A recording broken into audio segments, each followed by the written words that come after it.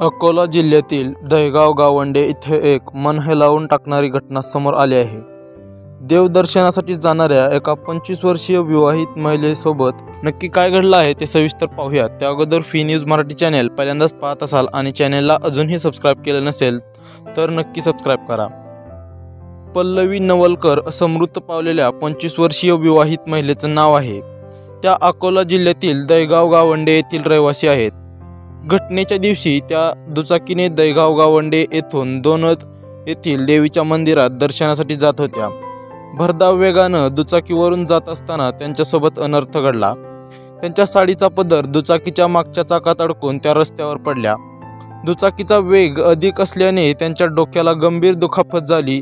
त्यांना स्थानिक लोकांच्या मदतीने तातडीने रुग्णालयात दाखल करण्याचा प्रयत्न केला, मात्र तोपर्यंत फार उशीर झाला। मोठ्या प्रमाणात रक्तस्राव होऊन पल्लवी यांचा वाटेतच मृत्यू झाला।